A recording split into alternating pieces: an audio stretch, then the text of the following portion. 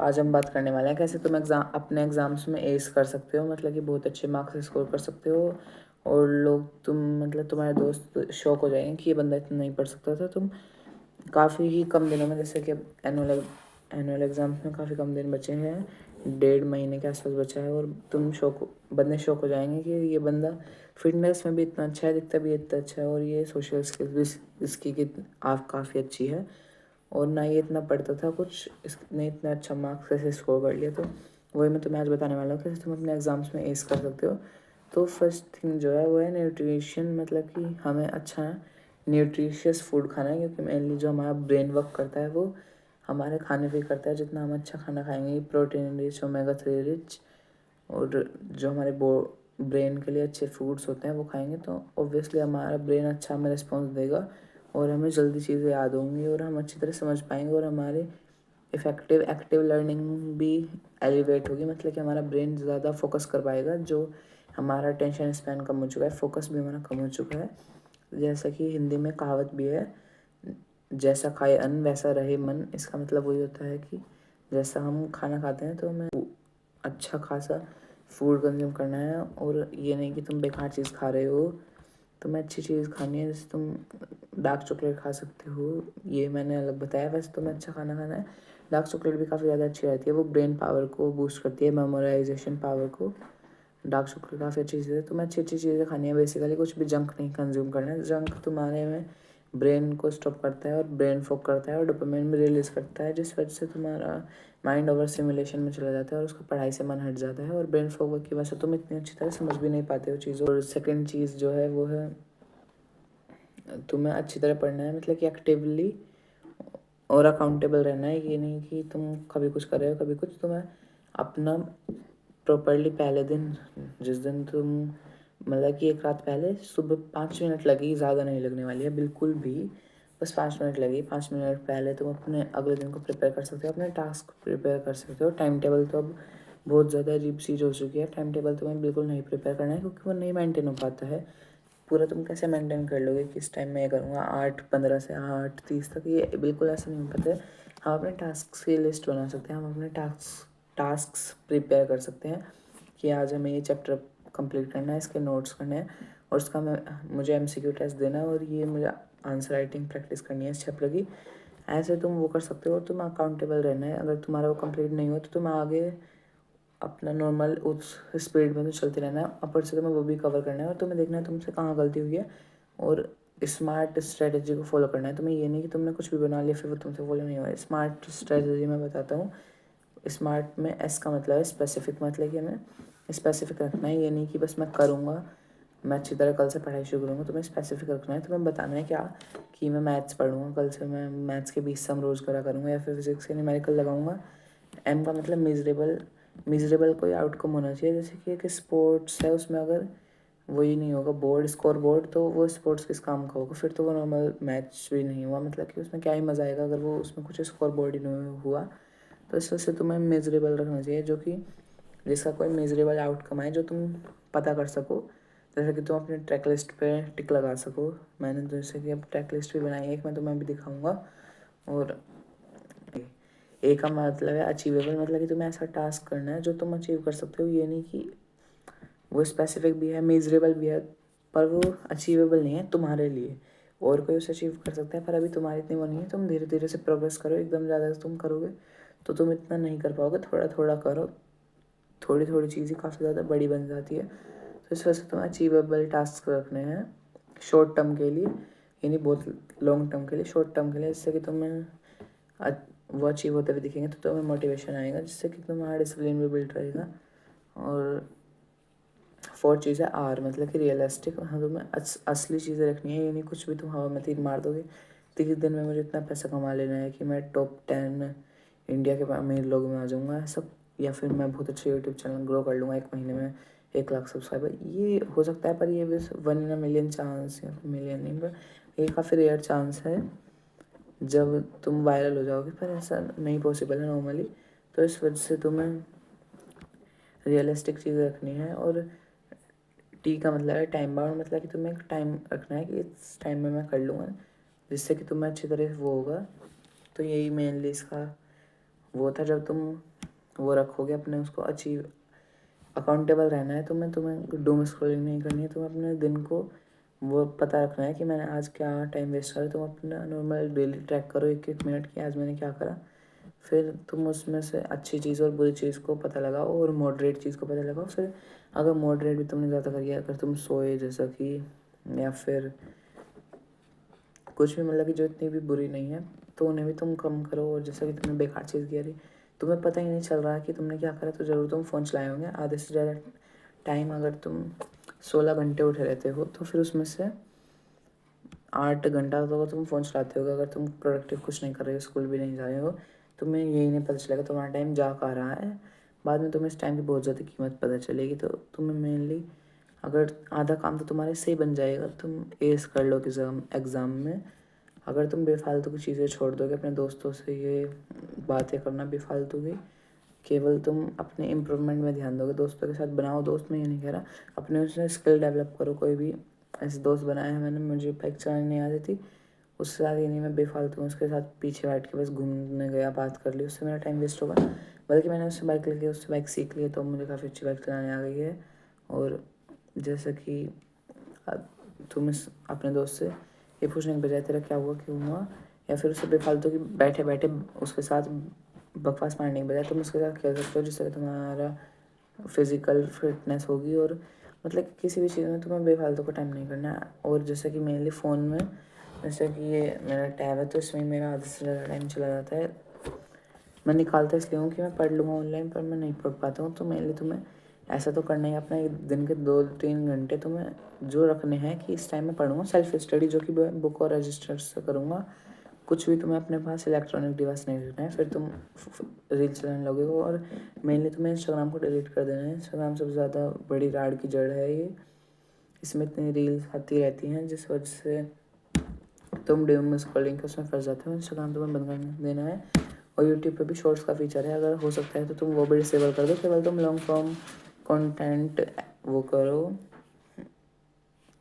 Consume करो, जिससे कि केवल तुम्हें लॉन्ग फॉर्म कंटेंट में भी जहाँ तक हो सके कॉमेडी कंटेंट अवॉइड करो। केवल तुम थोड़ा जिससे कि तुम्हें कुछ किसी बारे में नॉलेज मिल रही है वो गेन करो। नॉलेज तो भाई तुम्हें शॉर्ट्स और इंस्टाग्राम की रील से भी मिलती है, पर वो वैसी एंडलेस नॉलेज होती है, जिससे कि तुम्हारा ब्रेन की मेमोरी बढ़ जाती है। इस वजह से अभी आज की जनरेशन को याद करने में काफ़ी ज़्यादा दिक्कत होती है। मेमोराइजेशन पावर भी काफ़ी ज़्यादा लो हो चुकी है। और जैसे कि तुम यूट्यूब से पढ़ सकते हो, यूट्यूब भी काफ़ी अच्छा सोर्स है। अगर तुम्हारी स्कूल से पढ़ाई नहीं हो रही है तो कोई नहीं, तुम ये नहीं कि बस तुम ऐसे स्कूल से ही पढ़ोगे। अब तो काफ़ी अच्छी चीज़ आ चुकी हैं। तुम्हें पर्सनलाइज वो चाहिए तो तुम जेमिनी या फिर चैट जीपीटी का भी सहारा ले सकते हो। जैसे कि पहले तो कुछ भी नहीं था, अगर आज से तुम 50 साल पहले चले जाओ, 30 साल पहले भी चले जाओ, यूट्यूब पे इतना कंटेंट नहीं था कंज्यूम करने के लिए। अभी आए हैं ये सब, तो अब तो तुम्हें हर एक चैप्टर का वो मिल जाएगा यूट्यूब पर अगर तुम्हें स्पेसिफिक एक क्वेश्चन की जानकारी चाहिए, वो अभी तक नहीं था। 2-2.5 साल पहले तक अगर ऐसा कुछ हमें बुक वर्क मिल गया, हॉलीडे होमवर्क मिल गया ऐसा अजीब सा जो कि नहीं हो रहा है, तो वो होता ही नहीं था। या गूगल पे क्योंकि इतनी जानकारी नहीं आती है, गूगल तो नॉर्मल तुम्हें वेबसाइट्स खोल कर दे देता है, उससे तुम खुद डाटा कंज्यूम कर सकते हो, पर वो इस एक स्पेसिफिक क्वेश्चन का आंसर नहीं दे सकता है। पर अब जो कि बहुत अच्छी चीज़ हो चुकी है, अब आ चुका है 2.5 सालों में इतनी ज़्यादा प्रगति हुई है। अब इतने सारे वो आ चुके हैं एआई, जैसे कि परप्लेक्सिटी हो गया, ग्रोक हो गया, जेमिनी हो गया, चैट जीपीटी हो गया। इन पे तुम कुछ भी अपना अपलोड कर सकते हो क्वेश्चन। नॉर्मली फ़ोटो भी खींच सकते हो, अगर तुम्हें आलस आ रहा है नॉर्मल अपनी बुक लो, उसमें फ़ोटो खींच दो, वो तुम्हें सारा अच्छी तरह सोल्यूशन समझा देगा। इसमें सबसे बेस्ट चैट जीपीटी है समझाने में। वैसे नॉर्मल फ़ोटो वीडियो तुम्हें कुछ बनानी है ऐसे, वो जेमिनी से सबसे अच्छी बनती है। पर मेनली जब तुम्हें समझाने की बात आती है, चैट जीपीटी को कोई बीट नहीं कर सकता है, तो तुम उससे काफ़ी ज़्यादा अच्छी तरह पढ़ सकते हो। और मेनली तुम्हें स्टडी टेक्निक्स अपनानी होंगी, जिससे कि फोकस तुम्हारा बने रहे। और अपने घर की बिचिंग को अवॉइड करो जहाँ तक हो सकता है। मेनली एक शांत जगह बैठो, ये नहीं तुम्हारा वहाँ मन नहीं लगेगा जहाँ बिचिंग हो रही होगी, तुम भी वहाँ वही करने लगोगे। नॉर्मल कुछ भी बात कर रहे होंगे, तो जहाँ तक अपना नॉर्मल स्टडी टेबल लो, एक अलग से कमरा लो, उसमें पढ़ो जी जान लगा के और मेहनत करो। और जैसे कि जिस चीज़ में तुम्हें मज़ा आता है वो तुम अलग से रखो, पढ़ाई से अलग सेशन। जैसे मान लो फिजिक्स के न्यूमेरिकल मुझे सॉल्व करने में मज़ा आता है, तो नॉर्मली मैं अलग बुक से कर सकता हूँ। कोई अच्छी बुक परचेज़ करो और उससे तुम अलग अपने मज़े के टाइम में कर सकते हो। ये उसमें काफ़ी फ़न देने वाली चीज़ होगी तुम्हें। वो तुम अगर पढ़ाई से हट के करोगे उसमें भी तुम्हें कोई जोर नहीं पड़ेगा, मज़ा आए। अपना फ़ोन हटा दो, जितना भी तुम्हारा वो है उससे तुम्हें काफ़ी ज़्यादा मदद मिलेगी। और अपना बुक लेके पढ़ने बैठ जाओ। मेनली तुम अपना डिसाइड कर लो तुम्हें क्या करना है, क्या चीज़ पढ़नी है, क्या कितने चैप्टर्स पूरे करने हैं। और सेल्फ स्टडी करो। सेल्फ स्टडी सबसे बेस्ट है। बुक में से पढ़ो, उसके बाद खुद आंसर्स बनाने की प्रैक्टिस करो। जब तुम्हारे से आंसर्स बन दिखें, जब तुम्हें काफ़ी ज़्यादा खुशी होगी। मेनली तुम फ़ोन को हटा दोगे तो 90% चीज़ पूरी हो जाएगी। टेस्ट, 2 टेस्ट मेन है। तुम नॉर्मली पास्ट 5 ईयर्स PYQs लगा सकते हो, या फिर जो तुम्हारे स्कूल के टेस्ट है। कोई कोई लोग इतने पागल होते हैं कि फिर बच्चे छुट्टी मार लेते हैं कि कल टेस्ट है, टेस्ट से बिल्कुल मत डरो। टेस्ट 0 आएंगे, कुछ नहीं होता। मारेगी मैडम, पिट लो, कोई दिक्कत नहीं होती। कुछ ऐसा रैप्टे तो बजाने देगी, 1-2 रैप्टे मार देगी, कुछ नहीं होता।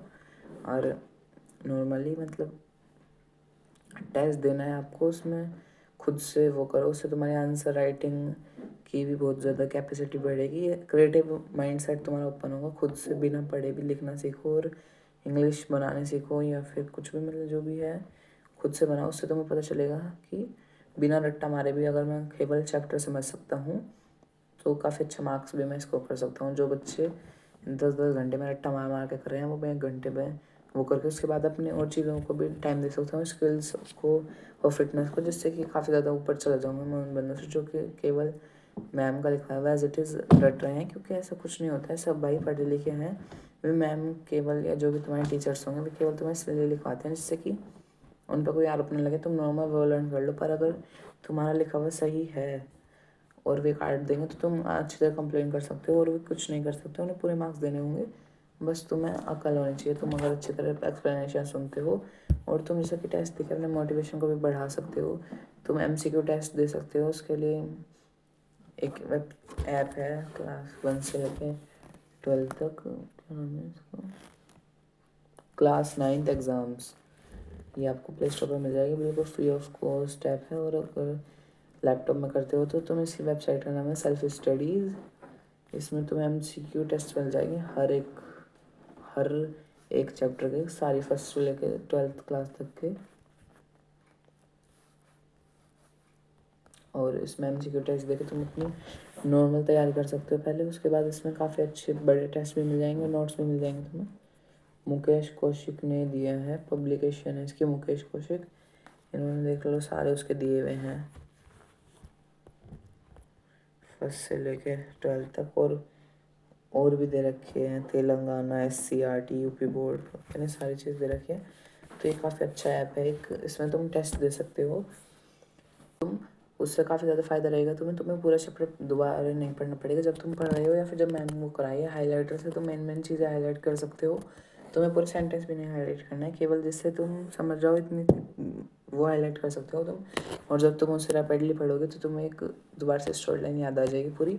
और तुम ऐसे भी शॉर्ट नोट्स प्रिपेयर कर सकते हो, 1 पेज नोट्स, जिसमें तुम सारा अपना अच्छी तरह लिख लोगे और तुम्हारी उससे काफ़ी अच्छी पढ़ाई हो सकती है। और तुम बोरो भी कर सकते हो अगर तुम्हारे पास इतना टाइम नहीं है। तुम उसके नोट्स से पढ़ सकते हो, कोई अच्छा वो है, या फिर तुम्हें ऑनलाइन भी नोट्स मिल जाएंगे। जो मैंने ऐप बताया उस पर तुम्हें मिल जाएंगे। मेनली सबसे अच्छे तो होते हैं अपने हैंड रिटन नोट्स। और जैसे कि एक्टिव रिकॉल करना चाहिए, तो मैं काफ़ी अच्छी चीज़ है वो। तुम्हारी अकाउंटेबिलिटी को बताता है और तुम्हारी एक्टिव लर्निंग को बताता है कि तुम एक्टिव लर्निंग कर रहे थे या पैसिव लर्निंग। वो मैंने तुम्हें पहले भी एक वीडियो में समझाया, एक्टिव लर्निंग और पैसिव लर्निंग। उससे तुम्हें पता चलता है कि तुम पढ़ रहे थे या फिर केवल तुम रीडिंग कर रहे थे, या फिर तुम केवल वीडियो देख रहे थे एक्सप्लेनेशन की, तुम्हें कुछ समझ आया या नहीं। तुम जितना भी पढ़ के एक पैराग्राफ, एक चैप्टर जो भी, उसके बाद तुम उसके माइंड मैप्स बनाओ और उसमें क्या क्या पढ़ा तुमने सब लिखो। और तुम लिख पा रहे हो तो ठीक है, नहीं तो तुम दोबारा से देखो और तुम्हें पता चल जाएगा तुमने कितना पढ़ा है और क्या कहाँ तुम्हारी गलती है। और तुम्हें मेनली जो तुम्हें नहीं आते उन चीज़ों पर फोकस करना है। ये नहीं कि तो ये चैप्टर तुम्हें आता है तो वो तुम दोबारा पढ़ रहे हो, बिल्कुल रट्टे मार रहे हो उसके। तुम्हें जो नहीं आता है तुम हल्का हल्का सब चीज़ पढ़ते चले जाओ। अब वो तुम्हारी जब एप्लीकेबल नहीं है, जब तुम एक पागल स्टूडेंट हो जो कि केवल रट्टे मार सकता है और जो बस याद करा हुआ लिख सकता है एज इट इज़, उसे तो फिर एक ही चैप्टर वो अच्छी तरह पढ़ ले, वही ठीक है। कम से कम वो उसमें से जितने भी क्वेश्चन आएगा एज इट इज़ लिखे आएगा इंग्लिश में, पर जैसे कि तुम मेरे जैसे हो, अगर तुम्हें स्टोरी लाइन पता है क्या हुआ था इसमें, क्वेश्चंस में बेसिकली क्या लिखना है, या फिर तुमने चैप्टर पढ़ रखा है, तो तुम ये कर सकते हो। उसके बाद बना बना के मैं 1-2 मार्क्स के क्वेश्चन को 6 मार्क्स तक खींच सकता हूँ। उसमें कुछ भी भर सकते हो तुम, जिससे कि मतलब कि अगर तुम्हारे में इतनी अच्छी कैपेसिटी है आंसर राइटिंग की, मेरे में इतनी अच्छी आंसर राइटिंग कैपेसिटी तो नहीं है। मतलब कि कभी कभार को बेकार भी हो जाता है, पता नहीं क्या भर दिया है, पर जो भी है मतलब उसमें तुम्हें सारी चीज़ पढ़ सकते हो तुम अच्छी तरह। सब चीज़ पढ़नी है तुम्हें, जो तुम्हें नहीं आता है वो भी तुम्हें पढ़ लेना है, जिससे कि अगर उसमें से कुछ आ गया तो वो भी तुम करके आ जाओ। और अगर ज़्यादा सिलेबस रहा हुआ है तो तुम मेन मेन चीज़ें पढ़ सकते हो जो हाई वेटेज वाले हैं तुम्हें। आज के लिए फिर मिलते हैं, बाय।